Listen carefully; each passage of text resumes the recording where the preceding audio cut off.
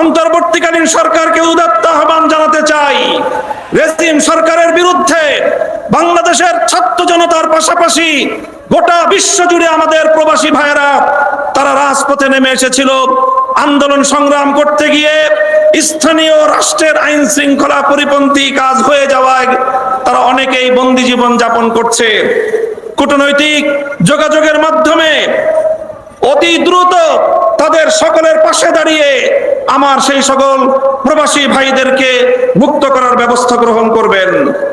বৈষম্য বিরোধী আন্দোলনের প্রধান বৈশিষ্ট্য ছিল অভূতপূর্ব ঐক্য।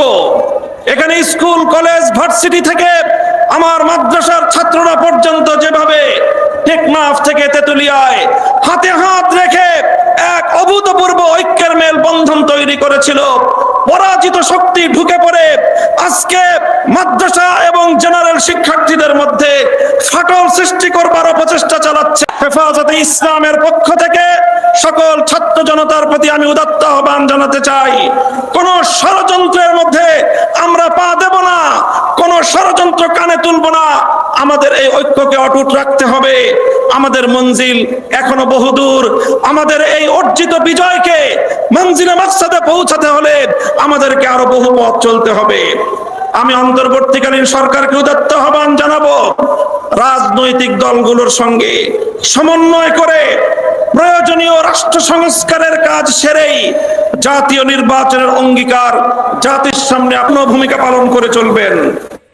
পুলিশ সহ আইন শৃঙ্খলা রক্ষাকারী বাহিনীকে দায়িত্ব গ্রহণের অনুকূল পরিস্থিতি তৈরিতে আলেম সমাজের প্রতি উদাত্ত আহ্বান জানাচ্ছি।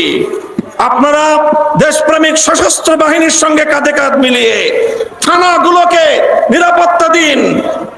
আইন শৃঙ্খলা রক্ষাকারী বাহিনীর সাধারণ যে সকল সদস্যরা নিহত হয়েছেন, নিরপরাধ যে সকল সদস্যরা এই গোলযোগে নিহত হয়েছেন, তাদের প্রতি আমি সহমর্মিতা জ্ঞাপন করছি।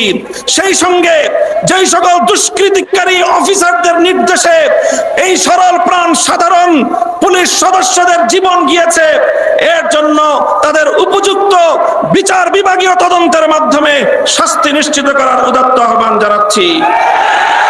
আমি হেফাজত, আলেম সমাজ ও বিরোধী মতের লোকদের বিরুদ্ধে দায়েরকৃত সকল মিথ্যা মামলা অনতিবিলম্বে প্রত্যাহার করার আমি জোর দাবি জানাচ্ছি। ছাত্র জনতার ফ্যাসিবাদ বিরোধী অভ্যুত্থানের উদ্দেশ্য বানচালের চেষ্টা চলছে, আজও চেষ্টা হয়েছে। আমার ছাত্র জনতাকে আমি ধন্যবাদ জানাই, যারা বিগত সরকারের সবচেয়ে বড় অত্যাচার এবং বৈষম্যের হাতিয়ার বিচার বিভাগকে কলঙ্কিত করবার সেই প্রয়াসকে তারা নস্যাৎ করে দিয়েছে। এই সঙ্গে বলতে চাই, যদি এই গণ অভ্যুত্থানের উদ্দেশ্যকে ব্যর্থ করবার জন্য পাল্টা কোন প্রতিবিপ্লবের চেষ্টা চালানো হয়, ছাত্র জনতার সঙ্গে কাঁধে কাঁধ মিলিয়ে হেফাজতে ইসলামের সকল নেতা কর্মীরা রাজপথে প্রহরা বসাতে হবে। যেভাবে ট্রাফিকিং ব্যবস্থার মাধ্যমে গোটা দেশে আমাদের ছাত্র জনতা নির্বিশেষে জনগণের যেইভাবে সেবা করে যাচ্ছে, স্বাগত জানাই। অনতিবিলম্বে ট্রাফিক পুলিশদেরকে দায়িত্বে নিয়োজিত করবার জন্য সরকার এবং প্রশাসনকে যথোপযুক্ত দায়িত্ব ভূমিকা পালন করার উদাত্ত আহ্বান জানাই। সংগ্রামী সাথী ও বন্ধুগণ, হেফাজতে ইসলাম ছিল, হেফাজতে ইসলাম আছে। আগামী দিনের জাতির যে কোনো ক্রান্তিকালে ইসলামের যে কোনো প্রয়োজনে রক্ত দেওয়ার জন্য আবার শাপলা চত্বরে যেতে আমরা প্রস্তুত থাকবো। তো